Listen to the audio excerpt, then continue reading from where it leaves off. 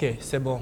Je vais donc vous prendre un exemple pour vous expliquer un peu le problème de baisse de fertilité et de déséquilibre qui se crée souvent dans nos champs par rapport aux produits chimiques. Voilà. L'une des choses qu'il faut savoir, c'est que très souvent, j'écoute cette phrase. Il y a des personnes qui viennent, qui disent que, bon, chez moi, je n'utilise pas des engrais chimiques.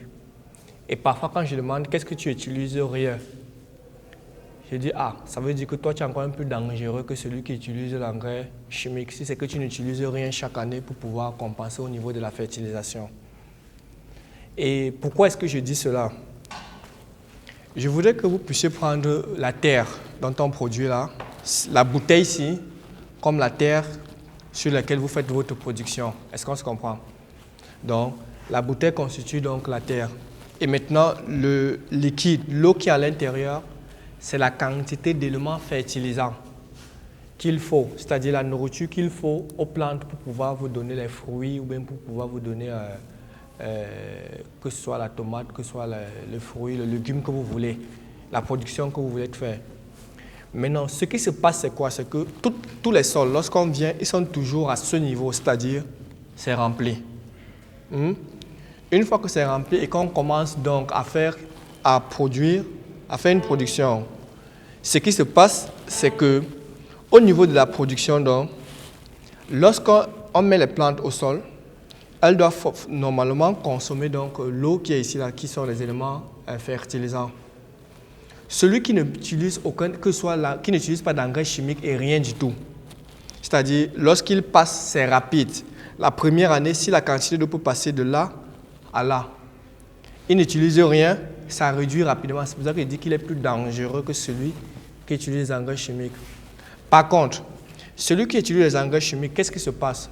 C'est que sur une culture comme la mangue ou bien la tomate, la plante doit absorber entre 18 et 25 éléments, si vous pouvez me permettre le terme vitamine pour faciliter la compréhension.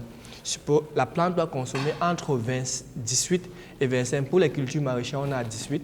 Pour les cultures pérennes à long cycle, on a 25 éléments pour obtenir le fruit là que vous aviez. Ce qui se passe, c'est quoi? C'est que lorsqu'on fertilise le sol, n'est-ce pas, de manière chimique, on apporte 3 ou au maximum pour certains 5 éléments. On se comprend? Ce qui fait que, et pourtant la plante a eu à prendre 18 à 25 éléments en fonction de ce qui est fait. Donc vous voyez déjà le déséquilibre qui se crée. Ce qui ressort, c'est encore grave pour la culture du manioc parce que c'est que si là vous consommez énormément le manioc et on va revenir sur cela tout à l'heure. Lorsque ça arrive donc, c'est-à-dire la quantité d'éléments de vitamines qui est ressortie n'est pas ramenée. C'est pour cette raison que la première année, le sol serait comme ça. La deuxième année, on pourra se retrouver à presque pareil. Est-ce que vous voyez un peu? Et la troisième, quatrième année, on n'aura plus rien. Parce que la quantité qui sort et la quantité qui est restaurée n'est pas la même chose. C'est pour cela que les rendements vont baisser au fur et à mesure. Est-ce qu'on se comprend? Et maintenant, l'autre chose qu'il faut comprendre durant cette formation, c'est que lorsqu'on va parler de la fertilisation biologique n'est rien d'autre que apporter un sol riche, point. Parce qu'on ne fertilise pas la plante, mais c'est plutôt le sol qu'on apporte lorsque c'est fait de manière biologique.